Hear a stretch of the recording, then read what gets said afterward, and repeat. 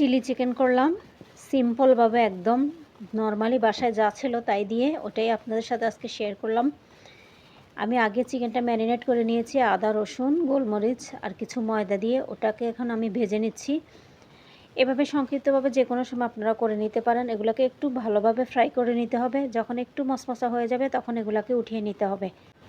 যখন চিকেনগুলো ভালো করে ফ্রাই হয়ে যাবে, আমি এখানে কিছু রসুন কুচি দিয়েছি অল্প করে। একটু যখন ব্রাউন কালার আসবে তখন এখানে আমি কিছু সস অ্যাড করব। এখানে 4-5 চামচ আমি এখানে টমেটো কেচাপ অ্যাড করেছি। আপনারা চাইলে যে কোনোটা দিতে পারেন।